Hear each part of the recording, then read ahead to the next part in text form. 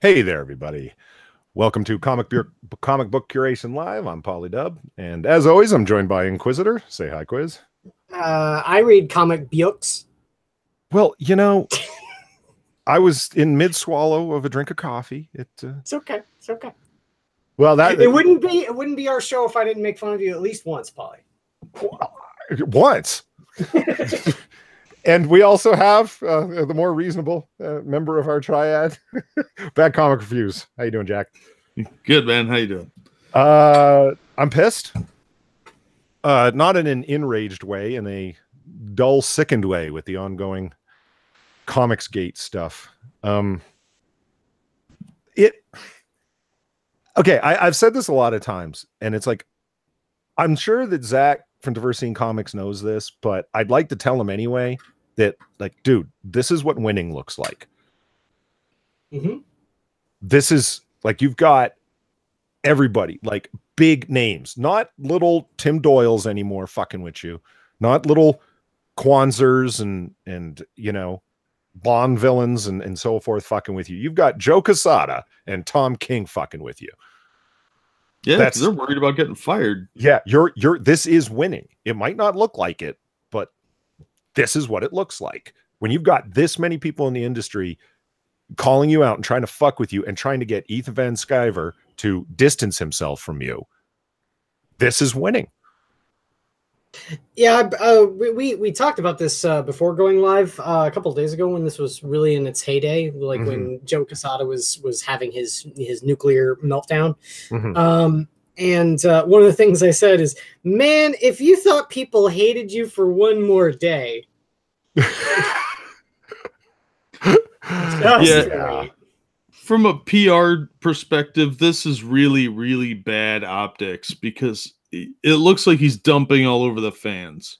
Because not only is he dumping on Ethan and DNC, he's dumping on all their fans and the people that gave them money, which are often people you want to court to go to Marvel, especially because DNC has 88,000 viewers, and Marvel barely ever does that kind of sales anymore.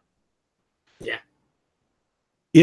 I think it also says a lot that, so for those of you who don't know, that are listening, Joe Quesada, who he is the CCO, the Chief Creative Officer, sits on the board. He's a really important guy at Marvel and has been for, my God, how long now? He's been a heavyweight at Marvel for 15 years, I'm going to say. At least, yeah.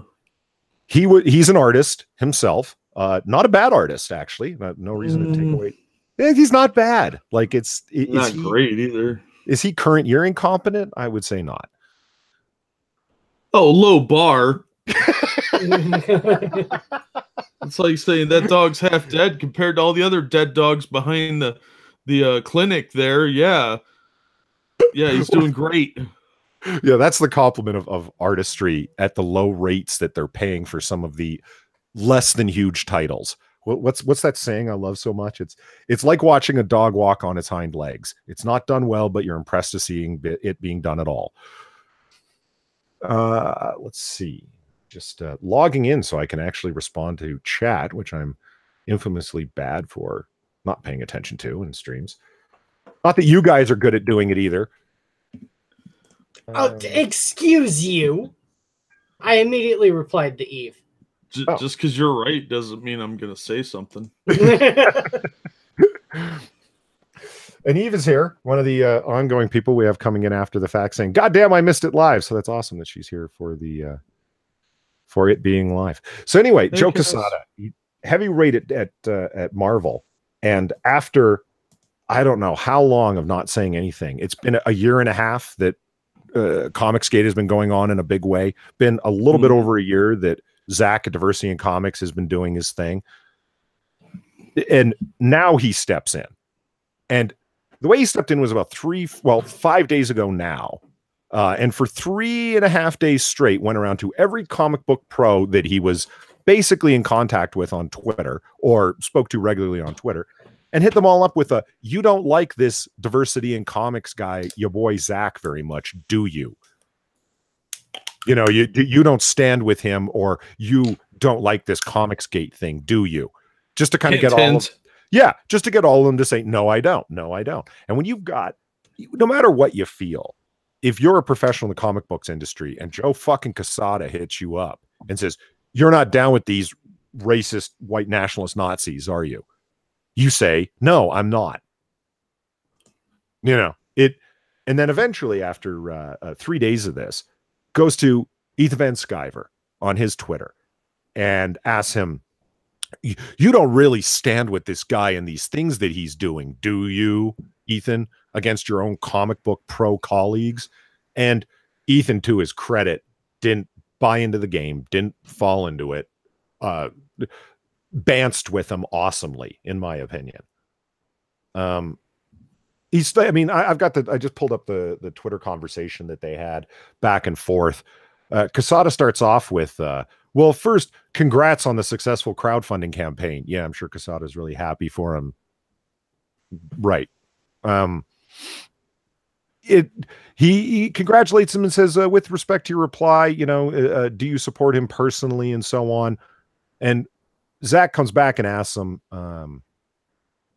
do you support Brevoort and the things he was doing, lining up with Mark Waid to go after Zach at the New York Comic-Con, like in a private Facebook group that somebody had to like let Zach know that these guys were like, not that Mark Waid could take Zach in a personal fight. If you've ever seen the two guys, it's Bambi versus Godzilla. It's not going to happen, but I would pay money to watch that fight though. It would be like seeing a blind kid get punched around though. I mean, Zach takes care of himself, former Marine, former Army, not officer, enlisted man. Like come on. It's but watching Waid flail while screaming like a bitch. Wouldn't it be like the old comic strips where it'd be like Zach kind of holding him back with Waid swinging wildly underneath his arm, trying to get to him. By the way, I love the callback for those who are into the deep Minions lore. The first time Paulie used the analogy of Bambi versus Godzilla was the Ben Shapiro versus Cenk Uygur debate. It's true. Yeah. Far even made memes over it. It was great. And it was. Did that debate not turn into Bambi versus Godzilla? It was. I love that debate because it was funny, mainly because you had Cenk's USA, and everyone's just sitting there just cringing in their seats. Yeah, I'm pretty sure Cenk Uygur is slightly retarded. Yeah, at least he's like rolling with the meme now. Of course. Actually, the whole, of course. This kind of relates back to comic books in a way, and to the people that are going on with the comic books. And I don't think Cenk is stupid. I don't think he's dumb. I think his attitude and the way that he talks is the product of being surrounded by people that have funded him to do what he's doing. That's very encouraging to get $5 million in funding originally, and then multiple millions of dollars more, and then recently getting YouTube stamp of approval to continue on with what he's doing. That's very encouraging. Why would you think that you're doing something wrong? As a matter of fact, you're going to play into your own caricatures, but you know what I mean? Receiving that kind of backing. Oh my God, Qatar made him retarded. For those of you who don't know, there's a lot of Saudi and Middle Eastern money that goes into funding the Young Turks. It's true. Well, at least there's those allegations and strong indications thereof. Yeah. They teamed up with Al Jazeera. They get their money from Qatar. Yeah, no, that is true. Al Jazeera is heavily funded by and you know what Al Jazeera hates? America. And you know what America has? Comic books. Circles back. Well, I would say it circles back because, the Tim Doyles of the world and the Brevoorts and the Heather Ontoses that just get regular claps on the back and pats on the head for supporting POCs and LGBTQ LMNOPs. Like it's not hard to do what they do, yet there is a huge amount of accolades for doing what they do. Just find Nazis everywhere and you're winning. Yeah, I mean, witch hunters always find witches. That's how they keep their jobs. Yeah, right. Yeah. So I still haven't been paid for it. You get back to Quesada attempting to, like, how is it that you're supporting somebody who I have been told is such a horrible Nazi, and I have been fed links to stuff this guy said a year ago that is outrageous. So therefore, like one of the guys he insulted was Kwanzaa. Are you fucking kidding me? Kwanzaa is one of the most fucking outright in-your-face racists dealing in comic books. And you're going to call Zach for saying the only talent you have is that you're black? Fuck off. Because everything the guy writes comes from his identity as being black. His comic book is called Black as Fuck, for God's sake. Well, yeah, I mean, they hired Ta-Nehisi Coates for that reason too, and put him on Captain America. I mean, yeah, what an edgy move that was, huh? Yeah, I think for a while they were doing a lot of these assignments based on revenge against the Comicsgate people. That's why they put Nick Spencer on Spider-Man and Dan Slott on Iron Man and Ta-Nehisi Coates on Captain America. It was kind of a slap in your face, like, haha, we don't need you. Like, don't they want Captain America to do well? Like, no. Don't they Coates want is any of their comics to sell? He's an essayist. He's not even a writer, like a novelist, if you will. He's an essayist. He's an op-ed writer. Why would you hire someone like that to play it? He's a big name. He's probably doing it for next to nothing. Gets his name out there for publicity for him, so he's fine with it. But they get a big name that they can toss around because he works at the Atlantic, which is a big progressive magazine. Right. So they get little back pats at their Manhattan social get-togethers. Don't they want it to sell? Like, I mean, all your like, how many comics do you actually sell on the island of Manhattan? I am convinced that they would cancel Captain America in a heartbeat if they thought they could get away with it. Because not only is he, part of Trump derangement syndrome because he's from World War II era when people were considerably more conservative, but he's an artifact that they regard as a Nazi because he's a reflection of American standards. And the fact that so many people went against whoever their choice was, Hillary, Jill Stein, Pocahontas, whatever, I think they see him as something sinister. That's why they made him into a Hydra agent. That's the closest they could get to making him a literal Nazi. Well, just to round out the what I want to know what's going on with Joe Quesada, which is why I called the stream tonight Joe Quesada que pasa. Like, what's going on with you that you're doing the things that you're doing? This is not a guy who's famous for tweeting about this stuff or things like it or anything along those lines. Like, what's your story? And the suggestion, the guess going around is that he's got pressure from his bosses. Do something about this. Like $2 million in crowdfunded Comicsgate stuff. We got DC professionals tweeting assholes around. We got the DC live stream with these Comicsgaters coming down. We need to figure out, and Ethan Van Sciver called it out directly. I've had enough of your isolation routine. Drop it. Like, attempting to isolate. Like, we're going to find the bad player. We're going to name him. He's the ringleader. And this turns out to be your boy Zach from Diversity in Comics. I think Ethan nailed it. It's an attempt at isolation. And you get it. And the entire back and forth between Quesada and Ethan Van Sciver can be summed up in this two little things. Quesada asks him, Ethan, do you support this guy who makes fun of your fellow professionals, in all caps, in the most horrible ways? Fans from all sides are watching because it matters. Decency matters. The creative community matters. And Van Sciver, being a stand-up guy, responds accordingly. I'll be honest with you, Joe. My, quote, fellow professionals collude and conspire to ruin my reputation by calling me a Nazi, to promote the dissemination of disgusting defamatory articles about me in left-wing news outlets, and to harass my employers. I don't recognize them anymore. What say you? Ouch. Yeah. Well, I don't think him tweeting that's going to change anything, though, because Marvel already has their narrative. They're so entrenched in this echo chamber and bubble they have that they're not going to change their culture unless a bunch of people get fired. And I think that's what they're worried about. What this Quesada thing taught me is funny saying, I don't think that's going to change anything. Neither do I. But when I say that this is what winning looks like, part of what I mean by that is I'm now more convinced than I ever was that there was never anything that anyone was ever going to say to convince these people that, one, that they're wrong, two, even say anything that might persuade them. 3, it's more than that. Say anything that might give them food for thought or a moment's pause to think about. Yeah, No, I agree with that. No one in Comicsgate is drawing the line, because the line in Comicsgate is very simple. Write good stories, don't call us Nazis. Why would you call us, why would they be calling you Nazis? Because they drew a hard line a long time ago, in my opinion. Yeah, and I mean, really, they can't go any further than that. What's worse than a Nazi? Like a super Nazi?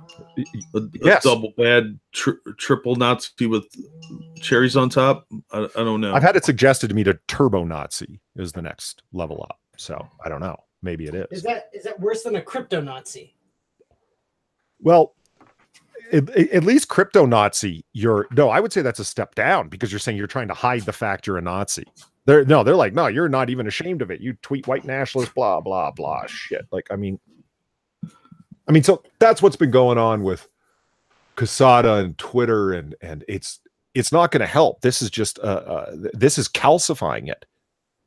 The lines now. They're just costing themselves more customers and entrenching the Comicsgate fandom further. Yeah.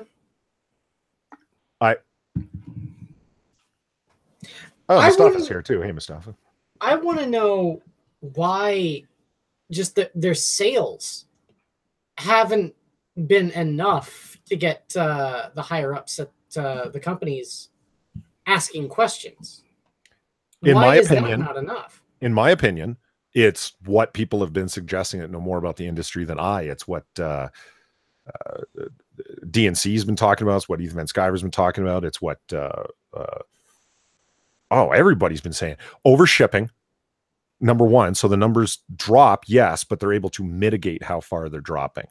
And then number two, it's about the bottom line, really. It's about money flow, not shipped numbers. So the increasing price in comic books, they're able to monkey with the numbers to demonstrate more money at the bottom line, but it's a failing game that you can't keep up forever. Yeah, lots of number ones selling, restarting issues over and over again. Yeah, constant events. Look at the Wolverine thing. They've been dragging that out for about a year, and there's been like 8 or 9 miniseries based on it. They've got 4 events going on right now. You got Wolverine coming back. You've got Infinity Wars, Spider-Geddon, and something else. I don't care enough. And like Jim Healis was talking about, like, you made the point very clear. I think you can't keep this up forever. This is a failing game. You're borrowing money to hide lost money. How long can you do that for? Well, I think that's why Quesada got involved. I think his job is on the line. He's the chief creative officer. He's responsible for all these hires, whether he hired them directly or not.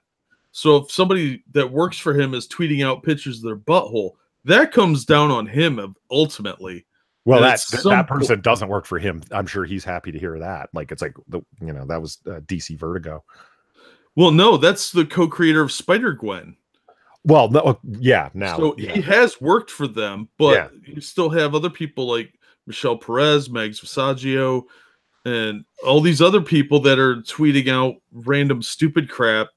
And eventually Disney's going to get wind of this. I think Disney's not really paying attention. This is a loss leader for them. But eventually the bad press is going to start affecting their IP because there's too many news articles coming out about this bad behavior. Whether it's in support of it or not, it still is drawing some attention from some normies. Speaking of bad press, let's talk about the worst piece of press that I've read in a long time. This is an article in The Guardian. And now The Guardian is not exactly known as a mainstay of staunch journalistic values by any stretch of the imagination. But there has been a flurry, an obvious flurry in the last 2 weeks of garbage tier articles, mainstream articles, people talking about Comicsgate. What are these people talking about Comicsgate for? Clearly media assets have been activated. People have been like-minded individuals, politically, ideologically, or people that are just looking for clickbait stuff. And it's like, did you know there's a whole bunch of white nationalist Nazis trying to get us to write Hitler comics? Like, that's the storyline, right? Mm-hmm. So this is like the worst smear job that I can imagine that reaches for so many straws. It's Comicsgate is the latest front in the ongoing culture wars. Wow, this fucking article. For those of you who haven't been following the latest front of the ongoing culture wars, Comicsgate is, well, exactly what it sounds like. Gamergate, but for comics. Bang.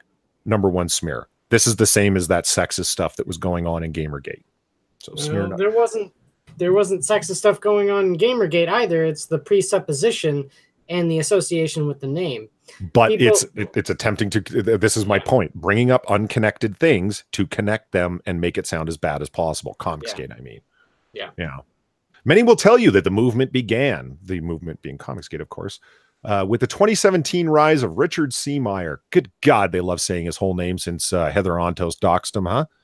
Mm-hmm. Jesus, fuck. Oh, then he mentally treats it like a serial killer. You know? Right. Yeah. Yeah. This is Lee Harvey Oswald, Mark David Chapman, the kind of thing. Yeah. A Twitter user who amassed a platform largely based on denouncement, derision, and disrespect of marginalized industry professionals, as well as their advocates, typically by co-opting marginalized rhetoric to reposition himself and others like him as victims. When we, that's just, there it is. I mean, I could read a lot more of this in detail, but that paragraph really sums it up. This is weird. Yeah. The major thing about it is, though, is that here's the major difference between the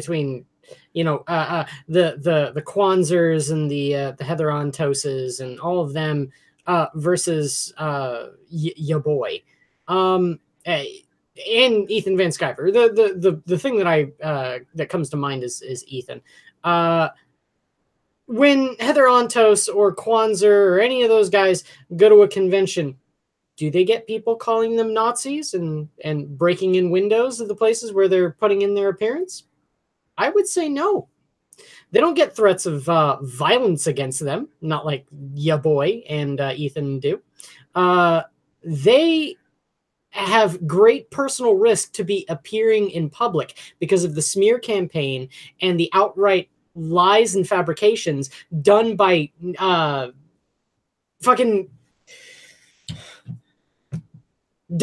journalists and massive sarcasm quotes like this person. Oh yeah, that's another thing. I mean, is this even a journalist? No, because it's being written in the op-ed section, of course, by J.A. Micheline. I'm not sure how to pronounce this person's last name. But when you look up who this individual is, J.A. Micheline is a freelance writer for prose comics and criticism. And look up articles in whatever search engine you use, and you'll find, race issues, feminism, gender, women. Those are the tags associated with this article, because of course. Yeah. It's the thing about it is the people involved in Comicsgate can claim that they're victims, but they don't. Then the people who are patently not victims claim to be. I love Van Sciver's. Sorry, cut you off. Go ahead. That just proves that this article is nothing. Article again in massive sarcasm quotes is nothing but a hit piece, and to be completely disregarded as the fabrication that it is. Yeah, it's obvious what this is. Like, this is not even an article. It's just somebody ranting. And it does go on further into rants that I'll get into in just a moment. But I loved Van Sciver's comment about, no one is painting ourselves as a victim. Like in the day after this came out on his morning stream, he's talking about it. I love the way he said it. It's not masculine. No guy wants to, like, I know Zach doesn't want to describe themselves as a victim. That's ridiculous. It's disempowering. It's looking for attention in all the wrong ways. We're not victims. We're poorly served customers. I love that line. Poorly served customers. And that sums it up pretty well. It's like, I used to like your cheeseburgers, but you keep spitting in them and putting rotten lettuce on them. And and pride flags are sticking out of the top of them. What's going on with this burger joint? Like, I'm just wanting you guys to serve good cheeseburgers again. I'm not a victim because of what you're doing. I'm a pissed off customer because of what I remember you used to do. Mm-hmm. Of course, this article doesn't get it done. There's two more quick paragraphs I want to get out, and then I'll leave it alone because you can guess the rest based on this. It's a boring but familiar tactic. One draws a through line from the relatively small Western comics industry to the national and international stage.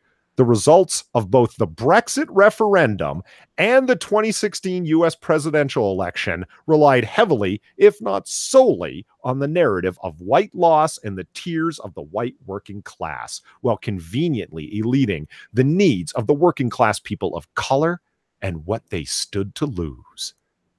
So let's just here we go. Gamergate, Donald Trump's election, Brexit. What? No, I mean they're all related by evil white people. Like, this is the worst narrative, the worst attempt at sewing things together, because this is narrative formation. It's the only way I can think of it. Oh, it's all part. They're all tentacles from the same monster, so to speak. You know, what the fuck? A shutdown of Meyer's Twitter account. Very subtle way of bringing it up, but not calling for it, just suggesting the idea of it.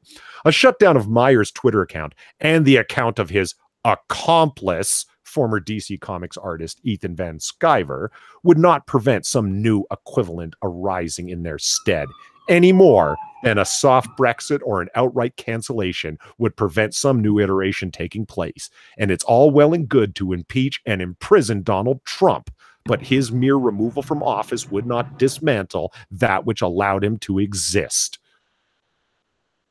So this is really not very well closeted fascism, authoritarianism. The society's gone wrong and we need to bend it in the right direction. Yeah. I'll bring up what I said last night when we read this aloud and brainstormed about this. You want to know how you prevent a Donald Trump? Fire this person. Well, don't give them well, not ink space, because this is kind of like digital space that they're receiving. But my God, this is just... these people writing this inane bullshit, calling people Nazis, denigrating people based on their race. This is how you got Donald Trump. You want to stop Donald Trump? Stop giving in to social justice. You know what? This is where I attempt to be like the reasonable guy. Zach and that umbrella guy kind of talked about this. I know I referenced the other streamers, but I listened to them a lot, and it's like they got some really good insights. How hard is it to say if you're a lesser, like, you're on contract work, you work for one of the big two, right? Or even Image or something like that, right? You're getting piecemeal work. You're happy to be getting what you're getting. You're employed in the industry of your choice. And then somebody comes along and says, how do you feel about this Comicsgate thing? And you're comic what? Comic what? You know what I mean? It's just like, well, they're a bunch of Nazis. Like, what do you mean? Well, remember that thing that happened in, the Tiki Torch Nazis? It's like, yeah, it goes, they're out there, man. They're real. These people are pushing us because they hate any person of color in comic books. They can't stand them, especially creators. Really? Yeah. Yeah. You should go online and talk bad about these people. Like, I don't really tweet politics. Well, saying nothing is the same as supporting them, It's just so easy to just, like, I can send out a quick tweet. I can send a quick retweet, a like. How hard is that? I'm trying to keep my head down and keep my job. Yeah. Are you really going to rock the boat? I mean, how many people, like, no disrespect to Ethan Van Sciver, that guy stepped out and took the fucking risk. He took the risk, so he gets all the credit. But he could continue to be bold because, what is it, $630,000 Cyberfrog's at now? And also, he deserves every bit of it because he took that risk. But not everybody's in that same position. It's kind of hard to, be that guy, Well, there's also, you got to factor in that there's some jealousy now too. Oh, fuck yes. Yes. All these guys are like scraping by doing shitty social justice work, and they're not seeing the result. They're not being supported the way that Ethan was supported by his fans. Yeah, when people are joking about like the new model of business, I don't know if that's and people are mocking it. Oh, really? Crowdfunding? That's the new model of business, blah, blah, blah. Until, Sim stepped in and was like, I loved it when Dave Sim got involved. It was like, yeah, it's not like I suggested this back in the early 2000s or something. I don't know if a business model is the correct thing, but clearly reaching directly to comic book consumers is effective. It's obvious. It's been demonstrated, and needing to go through the big two. I mean, remember when Image exploded back in the 90s? Nobody thought that was a thing that could ever happen. Unseat Marvel and DC? Are you fucking kidding me? Mm-hmm. It's like, well, all these great artists went and did their own thing and created all new characters, and that was until it. Who's the chief financial officer over there? Mr. Never shut the fuck up. Eric Larson. He's not going to stop until they don't sell anything. He's not. Yeah. He has to retire at some point. Well, you think he'll retire before he he's their financial officer. That's like, who's the imprint that does Walking Dead? Is that Image? That's like having a pyromaniac as your fire safety officer. What the fuck? The success of Walking Dead is only going to last for so long, man. Yeah. And after that, what does Image have? I mean, mean, their model is different than everyone else because you can pay to have your stuff published. Yeah. That's how most of these people are getting their books out. They're just sort of a middleman. So their system works slightly different. So they can actually get away with this for quite a while. But eventually somebody will come in and replace them, whether it's Alterna or somebody else, because Alterna's doing this partnership program, and that could really unseat a lot of Image's books. You know what can you imagine? Oh, sorry. Go ahead, Quiz. Well, I was going to say, who could take one of the biggest, revenue sources away from Image would be Alterna. I mean, their biggest selling comic book is in black and white, and it's on newsprint. Yeah. Well, I don't know if you watched the live stream that Peter Simeti did the other day, but Alterna's announcing a partnership program where if you want to get your book published, but Alterna rejects it, you can pay them a few $100s to get like 500 or 600 books made. So you can take them to conventions. It'll be on newsprint, but you'll still get your book printed. It just won't be under their banner. Mm-hmm. Can you imagine? I was thinking about this. Like, what would be like an awesome coup? It would be like somebody who's in a really bad financial position, like IDW, right? And they have one of their licenses, and they sell the license temporarily to Alterna. That like a big identifiable intellectual property gets printed now on newsprint. I think we're seeing something similar to that already with Spider-Man under the IDW banner in November. That's true, but IDW comics are not Alterna cheap. True, because expensive to they still produce great looking, like in terms of the media, glossy paper, really rich colors, and so on.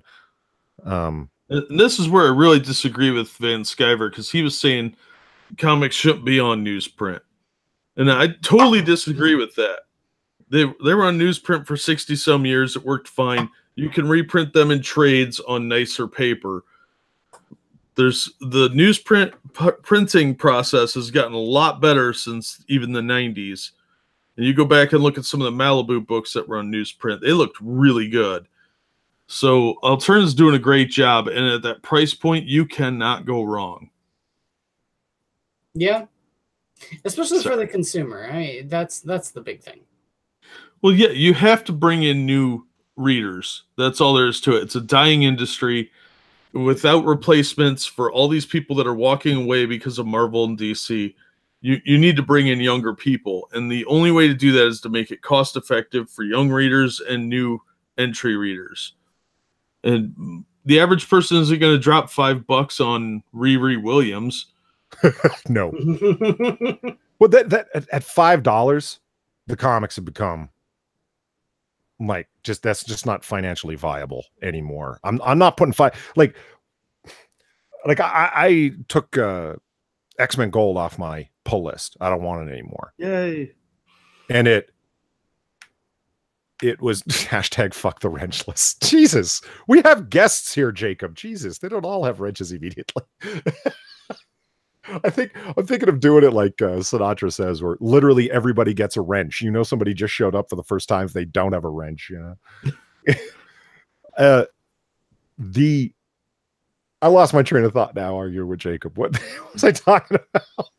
You took X-Men Gold off your pull list. Yeah, well, that's the whole story, because I'm not paying that money for it anymore. It's terrible. Yes, I'm not paying $5 for a chick track. Just not. That's what most of these are. They're SJW chick tracks. I've been saying it for months. It's still true. I mean, so I don't know. We're going to talk about Borderlands here in a minute. That's total chick track. It's a religious philosophy disguised as a progressive social movement. That's all it is. It reads just like those old chick tracks, and it pisses me off because I do not want to pay money for that. People used to give those to me for free, and I didn't want them then. And the ink comes off on your hands just like the chick tracks. So for those watching now and whoever ends up watching in the future that doesn't know Border Town, it is instantly become like a legend of infamy in comic books. So it came out 10 days ago? Yeah, it's pretty memeable. No, was it last week Wednesday? Was it last comic book day? Is it that recent? Last week. Jesus Christ, yeah. It seems longer because everyone's talked about it, and we will talk about it too. DC started a revived, because Quiz likes to always correct me on that, imprint of theirs called Vertigo. And it seems like it's directed towards stuff that SJW Marvel 2.0 has been doing for a while. But let's put it this way too. Vertigo wasn't always like this.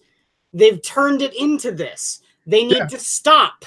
Well, I do not want Vertigo tainting things like Fables, Killing Joke, fucking V for Vendetta, Watchmen. These are all Vertigo titles. No, they're not. No, wait, Killing Joke was not on Vertigo. I thought it was. Neither was Watchmen or V for Vendetta. You're wrong about Watchmen. I can go and show you. Nerd battle. Fight it out. But it was on Vertigo. It was. Anyway. Plastic phasers and batless at 10 paces.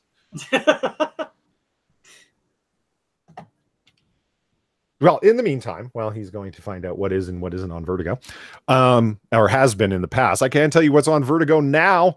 You got Goddess Mode, which is drawn by the butthole tweeter himself, Robbie Rodriguez, and written by the famous Five Guys lady, Zoe Quinn. There's another example. Okay, so we got Riri Williams being written by a social science professor who's never written any kind of fictional narrative before in her life, right?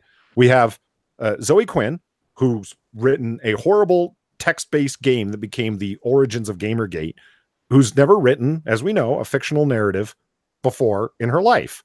Except for, being harassed. Well, yes. Yeah, that's a good point. And her story, what is it? What's her book? Crash, whatever, Overdrive? Crash Overdrive. Whatever. Yeah, some nonsense nobody read. All right. I just fact-checked myself. You are absolutely right, Jack. I know. I'm looking at it right now. I was there when it came out. I'm old. Well, here, I also got these, though. I'll turn my camera on for this. V for Vendetta, though, absolutely is a Vertigo title. It is now. It wasn't when it came out. No. It's under the imprint now, but when it came out, it was not under Vertigo because Vertigo didn't exist in '86. Wow. And then there's also this one that's one of my absolute favorites. Oh, I heard that was good. It's really good. It's all about it's a real it's a comic book story, but it's a telling of a real life story, something that happened to Paul Dini, where he was walking home from a bad date and he gets ambushed by a bunch of thugs in the street and they beat him near to death. And then it's his anxieties about going back to work. But yeah, that one's also a Vertigo title.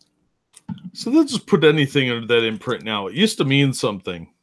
It does, man. It's fucking my entire collection of Fables.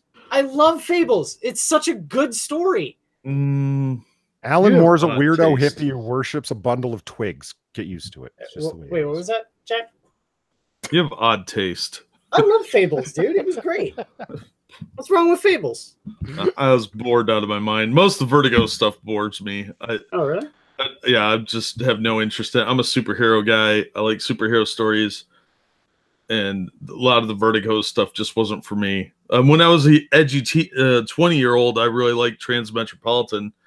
But it's it's significantly dated now. So Vertigo has become the SJW lot. Seems like, anyway, so with bad. a Zoe Quinn written comic book drawn by a guy who has no problem tweeting a literal picture of his asshole to Ethan Van Sciver. And he's still on Twitter, of course. Anusgate. Yeah, hashtag Anusgate.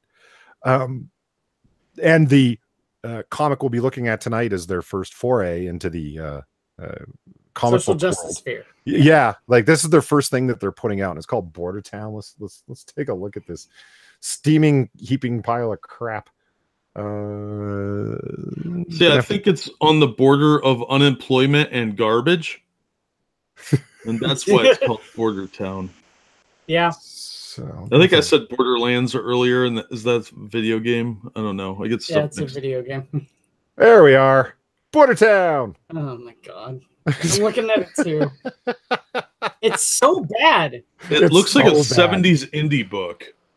Yeah, the art is it's atrocious. And what's great is you got Tamara Bonvillain down there, and the color, like she's a colorist, and as you go through it, everything is of the palette of what? Pale orange. Everything is done within that range. Because it represents the sunset of their careers. What? I just noticed this. Why? What is up with Frank's shirt? It's corn because he's out from the Midwest and he's not like down like them. It's not. It's not. Hold on. Let me. I had no idea. It's a corn cob. It's corn cob, but it's a grenade. It's a hand grenade corn cob. Oh, that's for the revolution, yo. Right. I'm more interested in the why hardcore lady with the slay queen. Well, all queens slay queen. And you might wonder why they're hanging there with a chupacabra. But I don't want to do a full review of it because other people have done reviews, but we can't not talk about this comic because it's just so bad. And well, for mature readers, man, have you ever seen more like superfluous uses of fuck and son of a bitch and so on just to like seem edgy when you're not? That's always the sign of bad writing is. Oh, this comic, it reads like an internet badass. I'm awesome and I'll kick your fucking ass, you fucking fuck. Like, it's got to be honestly one of the most racist comics I've ever read. Oh God! Yeah. Just look at on the first page. It's like here is their impression of alt-righters, white nationalists, of course. I think this is just generally white people. Yeah, he's got his little anime titties thing on the back of his shirt. Look, 3%er. Arm patch down here because this is how they all are. Don't tread on me with white nationalist styling O's in the don't and on. And it's like, yeah, make America great again, motherfucker. Yeehaw. Well said, brother. Like, Jesus fucking Christ. Like, yeehaw. This is their view of what's going on the border, right? A guy's literally yelling yeehaw. Yeah, I have never heard anyone actually yell yeehaw. But I'm a Yankee, so I don't know if maybe people say that in the South. Southern people in the chat, could you tell us? Because I have never heard anyone say that. Oh, shit! Dude, I'm zooming in. It's even worse than you thought. Hold on. Is that possible? Look, check out the Pepe pin. No. He has a Pepe pin. He got the Pepe pin. No, wait. Is that a Pepe pin or a Cyber Frog pin? That's priceless. He has a fucking Pepe pin. I love it. Good eye spot there, Quinn. That's awesome. So you can tell the right Punisher Death Skull shirt there. Yeah. Because they all got their vests on, and this is what the Second Amendment really brings. All the sound effects up at the top. We're going to talk about the sound effects. We're going to talk about the sound effects. Look at this up in the top, the American flag, and it's got the 3%er Roman numeral 3 in there instead of the 50 stars. Like, Jesus, fuck these guys. And what a terrible place to put work lights. You don't put that in the bed of your truck. Hey, that means you have a generator. Yeah, you've got a generator sitting right next to your gas tank then. What a terrible plan. These are not real rednecks. I didn't even notice. He's got like the I've been to prison webs on his elbows. So here's this poor family, this Hispanic family, and they're good Catholics because he's got a rosary around his neck, right? And it's like, did you hear that? Papa, what's that noise? Nothing to fear, baby. Don't pay attention. We've only got a little farther to go, because they're a family. They're running across the border. It's coyotes running to eat your children because you shouldn't be taking kids out into the middle of the desert at night. And it's just a little further. And it's like, you're doing great, sweetie. Like, it's just so nice. And it's like, we've got our whole lives ahead of us, the mother says. And it's like, here's the presentation of the evil white Arizonans, right? Now here's the Mexicans. And it's they're so saintly. Subtle, guys. It's very subtle. It's that backpack he's wearing is full of weed. Or heroin. So anyway, this giant I don't know, sombrero. Stereotype. He's wearing a sombrero. Yeah, this giant sombrero monster shows he doesn't up. Have a baby though, so Christ Almighty, what kind of Mexican is that? And he kills everybody. The white nationalists and the guys trying to run across the border. This is an attempt, as the comic goes on, where what are we going to say? There's an extra dimensional force, that the border between the United States and Mexico is also an interdimensional border. This is so sad. Where it's just lazy writing. It is. It's really terrible. And spoilers for anybody who hasn't read this comic, but it doesn't really Don't read it. Man, I keep finding these things. And we'll get to it. Are we going to go through this whole issue? No, we're just like, I guess the point that I always wanted to talk about, the one thing that made me the maddest. Here's the main character, Frank. He's the protagonist kind of the story. And he shows up in class and fist bump. And this white nationalist kind of makes friends with him. You find out later he's a white nationalist. He doesn't really know that he is. And here's where these two characters show up at Julieta, and I'm trying to remember the other girl's name. Have you been to Arizona? There's these small towns on the borders really don't have a large population of Asians and black women. I'm sorry. She is supposed to be a dark-skinned Mexican girl, if I remember. With that hair? She's negra. Yeah, she's black and Hispanic. Oh, is she? I thought she was just supposed to be Hispanic or something. Because later on she says that her parents are illegal. Yeah, she does. She personally, no, she says she's illegal. Oh, does she? Okay. Yeah, she describes herself as a dark-skinned Mexican, so it's negra, But it's so. But I think that's just an attempt to jam as many things into the comic. Stream demonetized. Well, when are they going to summon Captain Planet? Yeah, exactly. It's the get along gang. So I mean, they just run into this guy. He just sits down beside him, and here starts the identitarian interrogation. Psst, what's your deal? My deal? You made friends with Blake. He's the skinhead Nazi. He goes, so are you a white power guy? What's the matter with you? No, of course not. Like, who asked that within literal moments of meeting someone? Are you encouraging people to do this? This is just... And it's like, oh, I'm half Mexican, half Irish. And she leans in and tells him off. You're not half Mexican. You're not half Irish. That makes you sound like the world's shittiest centaur. You're Mexican, and you're Irish, and you're American. All three fully. All three simultaneously. 300%. Yeah, I don't feel like the writer's preaching to the audience here at all. Not even a little bit. No, not at all. Can we bring up one quick thing? Because we passed by it. Sound effects. Okay? Oh, yeah, the fist bump. Yeah. What is the sound effect of fist bump? Oh, it does that when I fist bump people. You hear fist bump. Wow. What I want to know, just real quick here, how when a Mexican is slamming against the vending machine, why are his sound effects in Spanish? Hold on, where? Oh no, what page? I want to see this. I've got it screen share right here. Oh, got upside down exclamation point. Wham! No, see, somebody from in Mexico was shouting wham because they wanted to hear Careless Whisper again. And it just carried on the wind. That's what that is. Gotcha. Okay.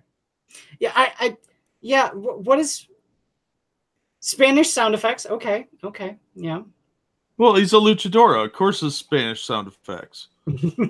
So, I mean, it's like watching an El Santo movie. You know, everything's in Spanish. I posted this up in when this comic, the day it came out, some of these panels, because I just couldn't believe they're being so. Part of the comic booky aspect of it is that there's extra dimensional forces that are manifesting as people's nightmares, people's bad thoughts, right? So of course there's a tiki torch Nazi marching down the street, and there's an urban teenager, and this is a very obvious attempt to make him look like I love how she's wall-eyed too. Yeah, absolutely. Her supposed to look like Trayvon the... Martin, because he's got the, I can't breathe. He's got his can of soda. He's got his hoodie on with the hood pulled up. So this is what she fears, the urban teenager. And it's obvious and painfully obvious. And then to kind of get rid of it, this one kid, because he's a Batman fan, fears Bane. So Bane appears. Chick track. What is the sound effect of punch? I believe it's punch.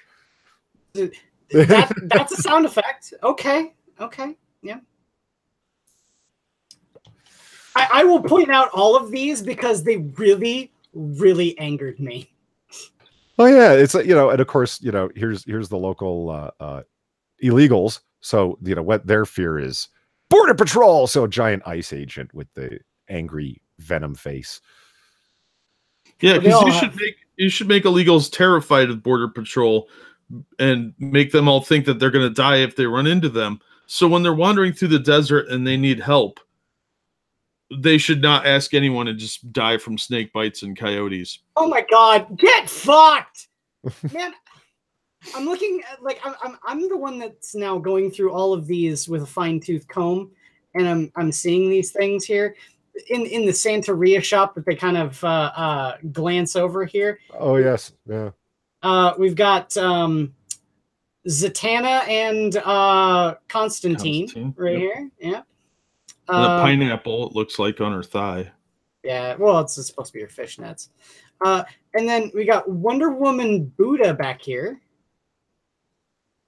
What is this? Look at him flipping double off. Like, yeah, double birds. But who is this? Who is this supposed to be? Is that the? No, it can't. What's the no love? Is that what this is? No love? I mean, I get the. Well, that's a heart, and then there's the crossed out. Yeah. I don't know. I don't know. With a scar on his face? I don't know who that's supposed to be. Huh. But yeah, we got all sorts of things. Is Dr. Fate's helmet. Yeah, I was gonna say, is that Dr. Fate's helmet? Yeah. Mm-hmm. It's got like the pattern from like the Mexican. And you got the votive candle going on there. If anyone else other than a Hispanic individual were to have done this, it would be called the most culturally insensitive thing. That's what I'm saying. It's a totally racist book. It's taking like traditional aspects of Hispanic culture, Hispanic religion even, and it's just like ramming them all into a shop where, look, oh yeah, that's great. Why is there a fire hydrant inside the building, like with stuff hanging out of it? There's so many problems with this. Like okay, personally, I don't care. They were just going for some representative ideas. But if you were to get on their high horse about things, it was like that whole page should be offensive as fuck. No, wait a minute. The right skin-colored person drew it, so it's okay. Yeah. Thanks for zooming in on that. Yeah. Speaking of butthole pics, jeez. The old lady's face looks like Steve Shives with no beard. So I don't want to talk about this comic anymore because it's bad. It's just annoying. Because let's talk about Star Trek. That's awesome. No. I want to know, guys. One more thing. What is the sound effect of drop? Why, it's drop. Don't all your things make these noises when you do that? Is that the sound that it makes when you drop your gun on the ground, Polly? Yes. I had no idea. Oh, it'd be more like Jesus Christ. Fuck! I had it cocked. God damn it. So yeah, enough of Border Town. Let's move on to pitching good comics as we are running towards the bottom of the hour rather quickly here. Well, Is it asking for inconsistency too much? Because I mean, you've got other onomatopoeias. You've got blam, you've got roar, you've got rorg, you've got kaboom. Wii U. Just trying to see here. Sniff, sniff. It's not what. Okay, look, dude. We've looked at the comic. It's not a good art style. Number one, like it's not the worst thing in the world, but it looks rather shaky in my opinion. And the color palette is awful. I found it depressing as fuck just to look at. Well done, Tamara Bondvillain. I get it. It's supposed to be like Arizona colors and so forth, but I don't know. Every time you say her name, I just immediately think Pussy Galore or no. Really? I think of Dr. No. No, Mr. Bond, what I want is for you to die. I think more of Austin Powers. So who wants to go first? Who wants to pitch first? All right, sure. Go ahead, Quiz. That's cool. All right.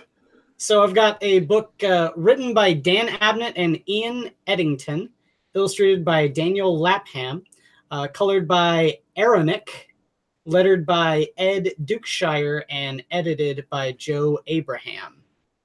The book I've got to pitch today is Warhammer 40,000 Blood and Thunder. Has nothing to do with Moby Dick. It's all about the orcs. So one of the few pieces of Warhammer comic fiction that is told from the perspective of the Xenos races. I don't want to give too much away. It's a little hard to read, especially when you don't realize that all of their speech bubbles are going to be phonetic, and the orcs talk like it's not Cockney. What is it? Like a Londoner. The orcs are based off of English soccer hooligans. Like one of their war chants is "Here we go, here we go, here we go." So, yeah, they talk a little. Smash them up, mash them up till the red juice runs, stuff like that. So, Jesus, like that comic, it's really impressive art. They do a lot with a really, really dark color scheme. Look at that. Oh yeah. The one thing for all of these, especially any of the ones that are colored for the Warhammer comics, is they make like really good use of dark contrasts. Like they will make it look really good. And this is one of my favorites, just on its merit. Essentially, the story boils down to it's the story of a knob. And a knob is essentially a squad leader of an orc band. Now the orcs, they grow bigger when they are more in command. The one thing that they respect is the bigger the orc, the more in charge he is. So it starts off with a knob who's, knobs are big, but they're not war boss big. And he gets they're waging a war against the Talarn Imperial Guard. And in an effort to escape, one guardsman goes down this like sewer drain, and it empties out into this like cesspool. Mm-hmm. So it just gets covered in all sorts of shit. And then these grots find him, and they think, because he doesn't look like a human because he's covered in shit, that he's some sort of horrible mutated grot.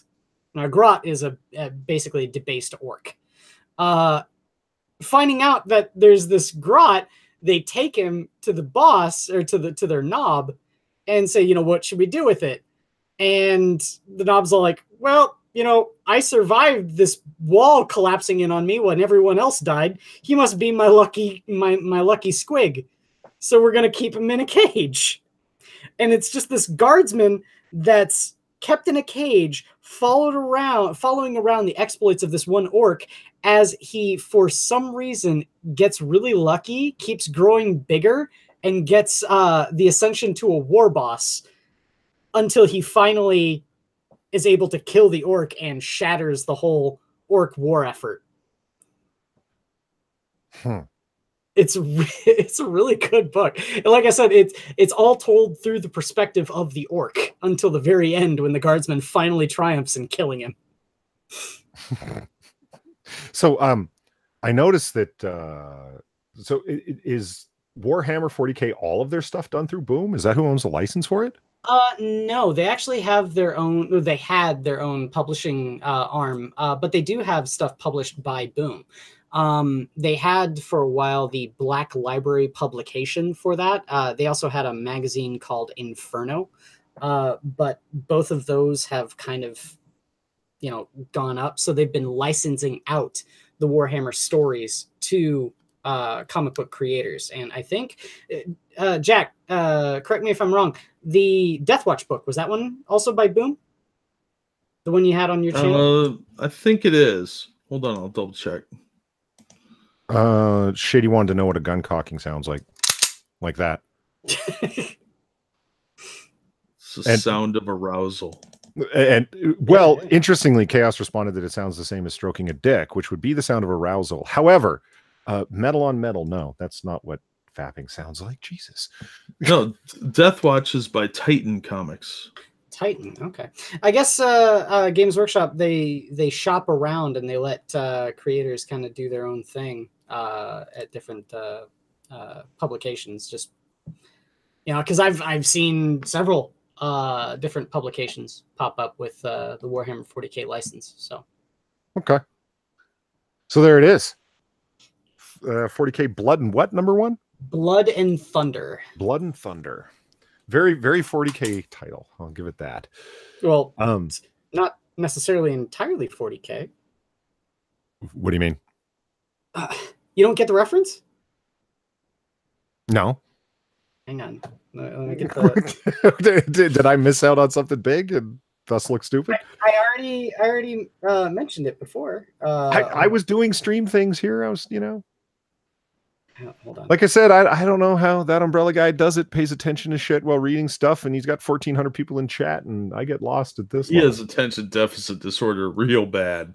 That's how he does it. Is that why it takes him half an hour to read through a 4-paragraph article? Oh my God, yeah. He gets on these massive tangents. It's funny, but a lot of times I'm like, come on, man, dial it back. Oh my God, I'm trying to... here we go.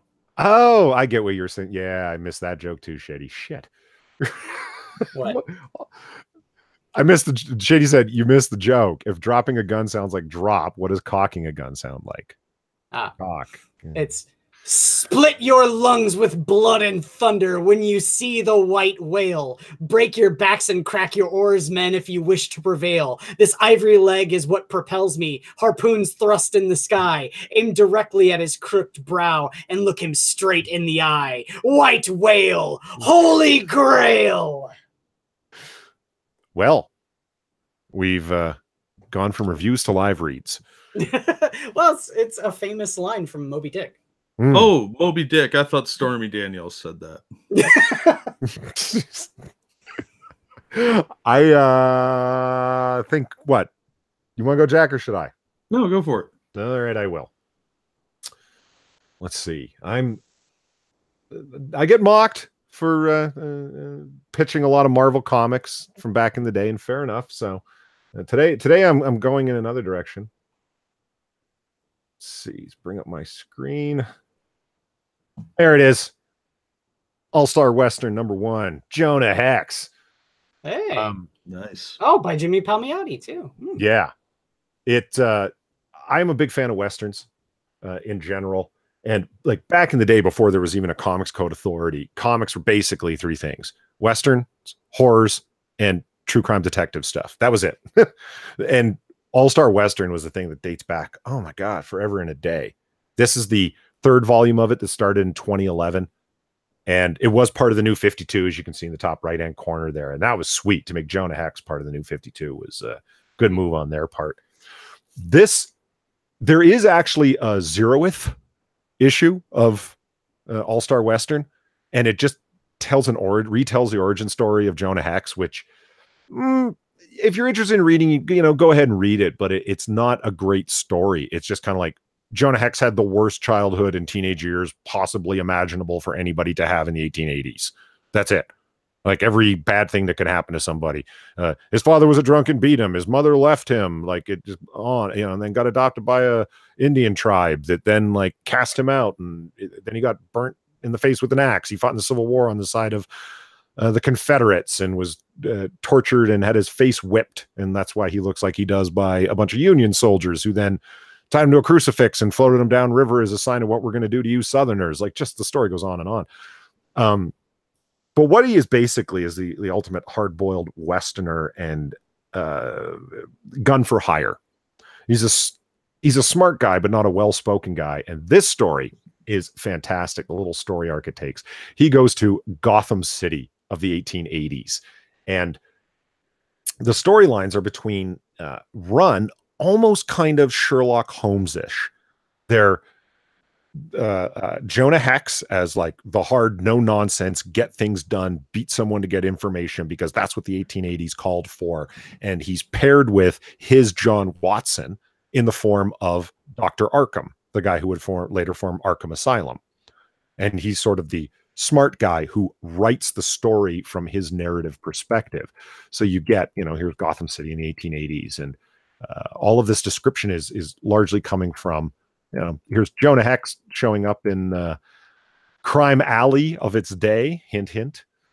And here comes Dr. Arkham. The storyline basically runs in and around that there are a number of murdered women that are popping up all over town, and in a different language, always fear written on the wall, in this case in Latin. And they are basically hired, him and Jonah Hex here, are hired to hunt down who is the murderer. If you enjoyed Gotham by Gaslight and you like Westerns, you should love this. The first issue does a great job. I don't want to spoil it any more than that. That's the idea. They're on the hunt for this killer. They find out that it leads up into the high echelons of Gotham society further than they think it should. Gotham has obviously been corrupt since day one. That's kind of the place it plays in the DC universe, the city of endless corruption. And Jonah Hex is here to, he doesn't really care about anybody. He's sort of like the Shadow character, which explains why I like him so much, because I'm a big fan of the Shadow. Just a no-nonsense guy who wants to get things done. Probably a little too quick to pull his revolver, but, oh well, he never shoots the wrong guy. So that's my pitch, is All-Star Western #1. Absolutely worth checking out. The art is fun. The storytelling's great. It's talky, which is weird for a 2011 comic book. Lots of great dialogue that plays itself out. Lots of great box-in narration. So what a fun throwback, even though it came out in 2011. So there's my pitch. I love it. Love it. I'm actually going to go and check that out right now because, well, dude, and say this is an acquisition I just picked up a while ago. You're talking about how it's Justin Gray and Jamie Palmiotti. Yes, yeah, they're the co-writers. Guess what? I have a Jonah Hex book. Oh, nice. Hardcover. Justin Gray, Jamie Palmiotti. Very nice. That looks back. Yeah, it does. I've never even heard of that. That's when did that come out? Let me check. They did a really damn good job with the presentation of it too. When were you published? 2010. Oh, really? Okay. Yeah, I'll look into that too. So you got 2 pitches in for today. Nice. No Way Out and Blood and Thunder. There's No Way Back. No Way Back. So you're up. What do you got for us, Jack? Ironically, mine also is a DC book that takes place in Gotham City, but does not star Batman. That's not ironic. That's coincidental. Well, we keep doing this. My book is from 97, though, so It goes back a little further. And I picked Hitman issues 13 and 14. It's Zombie Night at the Gotham Aquarium. I've never heard of this. This is great. Are you guys familiar with who Hitman is? No. Okay, he's obviously a hitman, but he's kind of a semi-superpowered hitman, and that's his whole job. It was just some goofy character Garth Ennis came up with, and him and John McCrea did the comic for a long time, and it was kind of a cult hit. I didn't particularly care for it too much, but 13 and 14 are two fantastic issues that should be in everybody's collection because of this cover alone. Yeah. Wow. They pulled that off.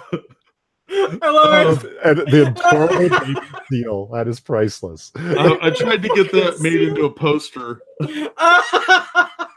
But they fight a squid that's zombified. They're literally at the aquarium when there's this gas release that turns all the animals into zombies.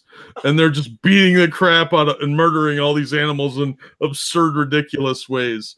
And these are the three protagonists of the story. That's the Hitman and his friends, who are two other like associates of his. But it is two of the strangest and craziest issues of any comic you've never heard of, because most people aren't familiar with Hitman, and it didn't really last long. I think it was like 40 or 50 issues, and those are two priceless issues. If you like Garth Ennis, you're gonna really like it. But if you just want a good zombie story that's kind of offbeat, this is it, because no Batman, but it's in Gotham. Speaking of, it reminds me of a different one. I'll show just the cover. This is my favorite comic book cover of all time. I want this on a poster. I do have the one without the text, so I just need to go to like a Kinko's and get it. It's a Dodson and Kessel's run on Harley Quinn, issue number 19. Of course. Just a little off the top, please. With a fucking chainsaw. Oh, so speak of the, that's a good thing to round it out on. So Henry Cavill is out as Superman. Who's going to be the new Superman then? They haven't decided. This is just you never know, like in current year, when things that are going on in the print media and digital media, like news stories, quote unquote news, are actually just people warring it out, like PR departments fighting it out. You know what I'm talking about here? Like it's, it's, with Mark Waid with his whole, I've got an idea for a Superman story across 3 different publications, hoping that, the DCU will notice this because they're gearing up for like another starting pre-production of another Superman thing. He wants to write the script, obviously, the fucking self-shilling bastard. Anyway, well, it's too bad. Hang on. Just Mark Waid is a giant shill, and we all hate him for it. By the way, subscribe to my channel. Well, yes. But do you know why he's a ridiculous shill? Because I don't go around claiming to protect people that never asked me to protect them, and then saying that I'm supporting the weak by doing so.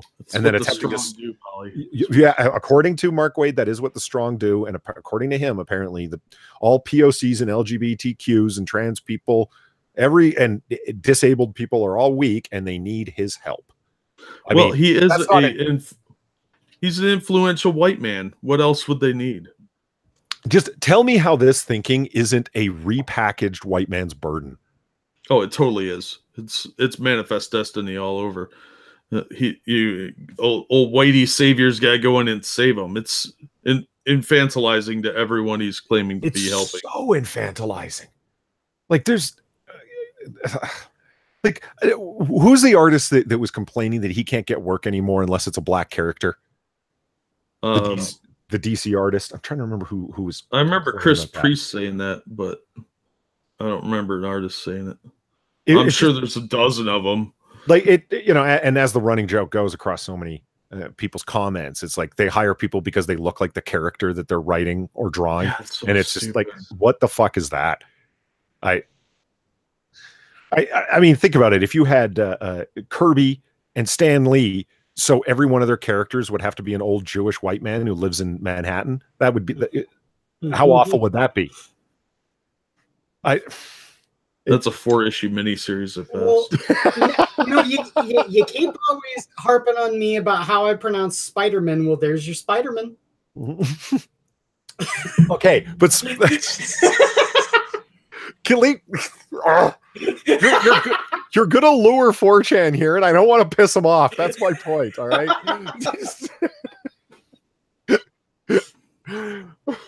So yeah, Henry Cavill, like I said, sorry, I got off on a tangent, is according to the Hollywood Reporter, yeah, he's out as Superman. He won't be there because Cavill too many schedule conflicts, so he won't be playing Superman anymore.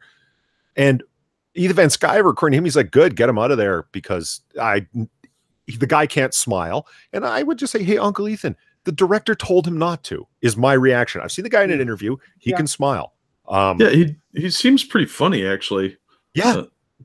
That's the director picked that direction for those films. And you see in the sort of like add-on scenes after Superman's been brought back from the dead in Justice League, like it's kind of joking around with Flash.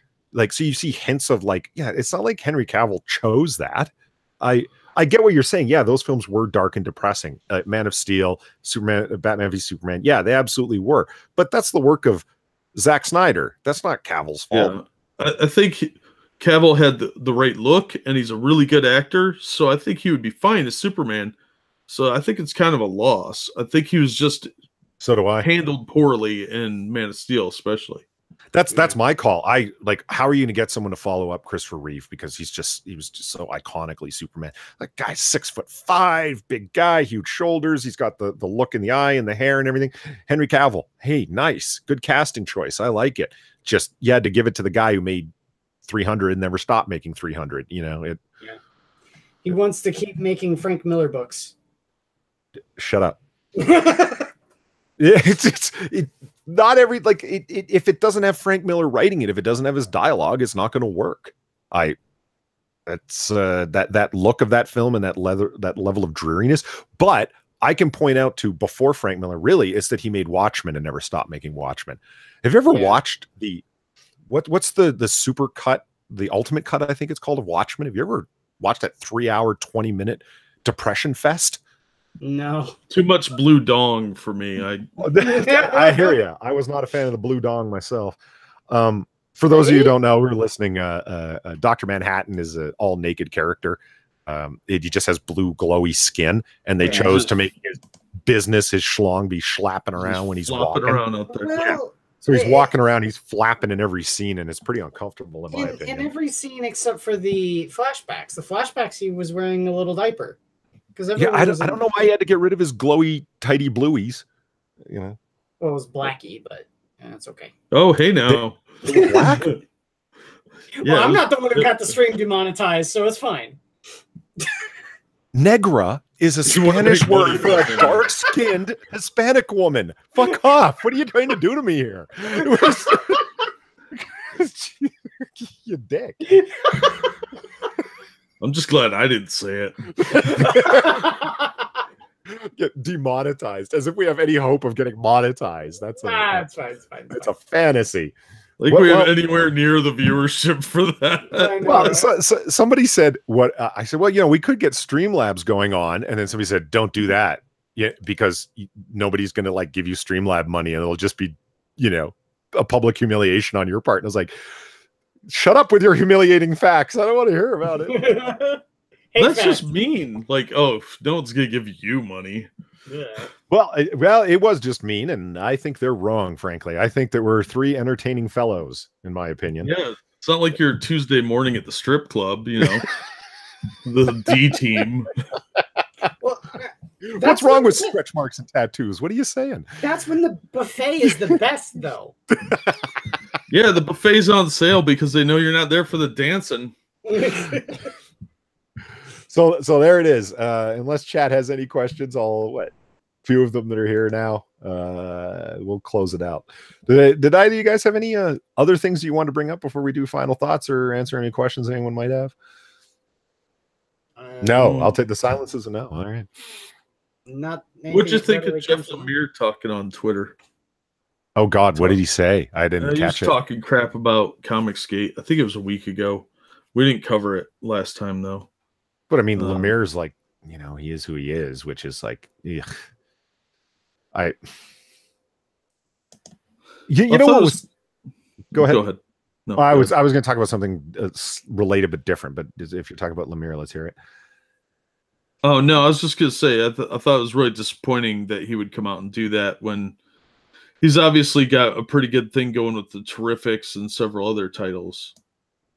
And I don't really know if I can blame them, honestly. Like, there's just so many people that I think are absolutely unaware of this whole thing.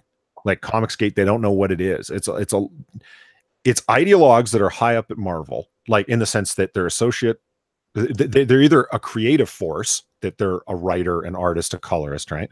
Or they're an associate editor or an editor or a director, like in the case of Sobolski, that'll let it keep happening no matter what happens under his directorship, or like Quesada, that under his directorship these things will happen and then he'll get involved. So powerful people at Marvel and DC and everybody else that's a Comicsgater, with the exception of the few pros, Sim, Van Sciver, Red Rooster, Christ, what's his name? Shit. Brett Weiser. Brett Weiser, Miller, like these people, you know, that will show up at the your boy Zach counts as a professional now to publish comics that are now being delivered. There's people at Marvel and DC that would kill for that amount of circulation of their stuff. Let's be honest. Yeah, because they're not even approaching anything near that. And this idea that they're appealing to just white nationalist money is a ridiculous claim that doesn't make any sense. It makes sense because of Trump's America. Well, let's put it bluntly. The Comicsgate audience that is supposedly a bunch of conservative alt-writers, supposedly, but they're not. But they're a larger redundant. They're a larger purchasing, mind you, audience than your imaginary phantom audience of people that are going to buy your barely masqueraded social justice indoctrination rag. Well, customers buy things. Most of these people aren't customers. They might be fans, but they're pirating this stuff if they're even reading it. Customers buy things. You don't alienate people that buy things. Mm-hmm.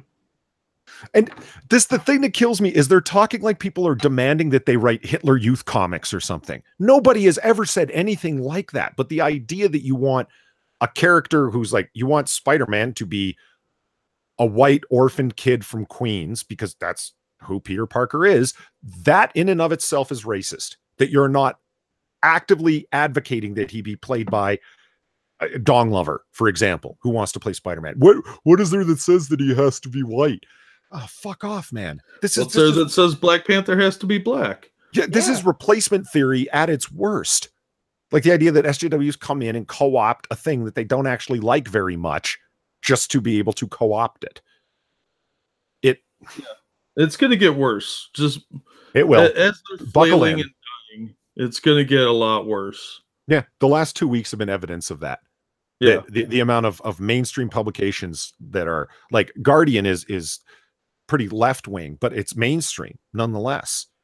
You know what I mean? That they're publishing shit on this now.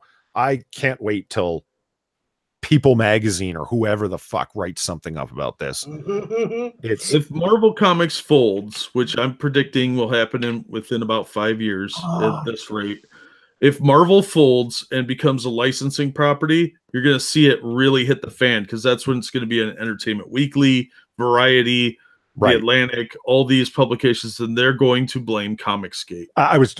If you hadn't said that, I was just getting ready to say it. It's guess who's to blame? It's us. Damn it! It's not me. I don't join things.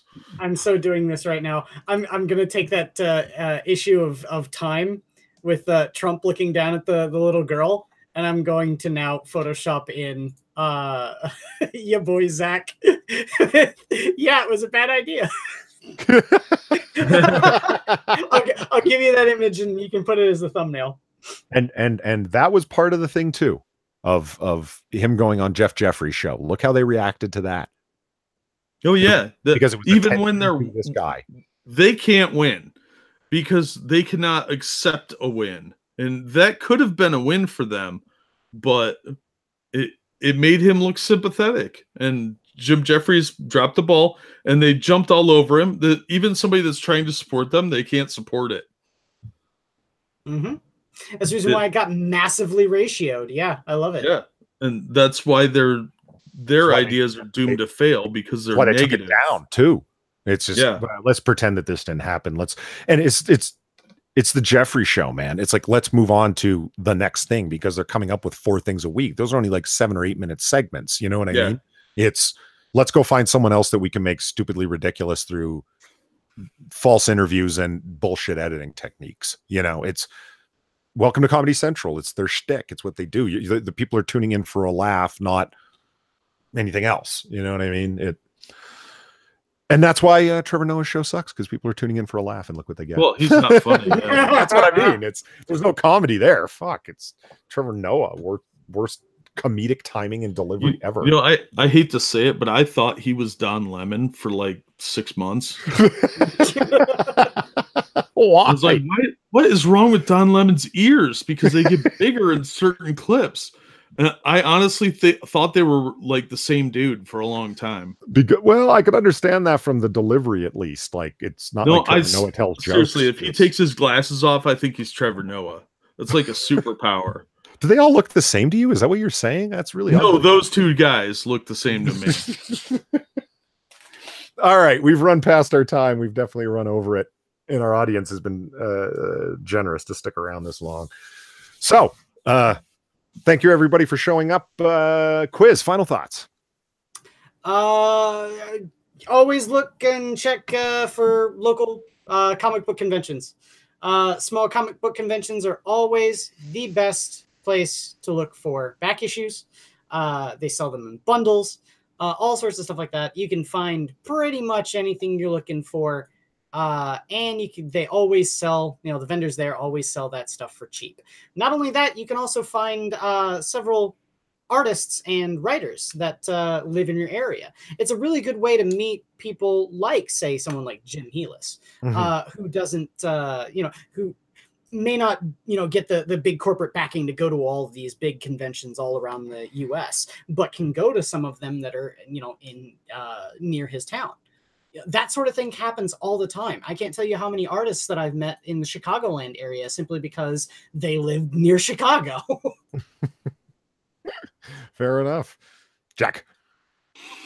Go support your local comic shop, but if you see alternate comics at Books A Million or Barnes & Noble or any of their other venues, pick them up, support that so that we can expand the reach and show that we could get comics outside of the comic shops as well, because we need to get more readers and new readers in. And the only way to do that is to diversify the audience.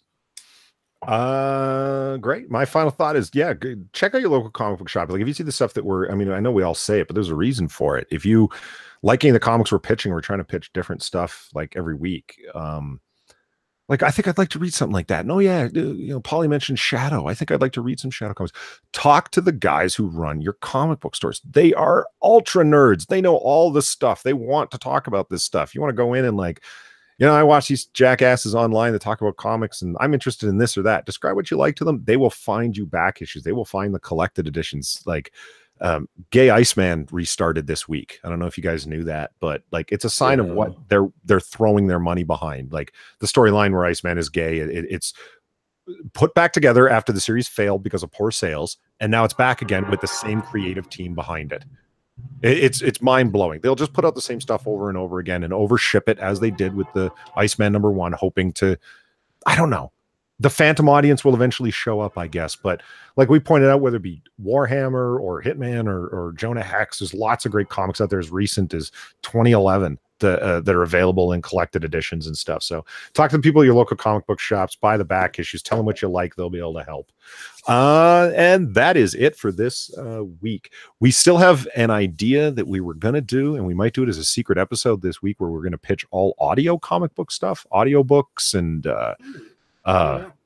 different things along those lines. Blind Press suggested it to us, or gave us that idea, and that's awesome, because we want to suggest for her and radio plays stuff, and I want to talk about the Shadow radio plays, so we got that coming up, so look out for that. In the meantime, everybody have a good week, and take care. Bye. You gonna say bye, Quiz? Are you just gonna like leave people hanging? Or? Good night, everyone. All right, good night.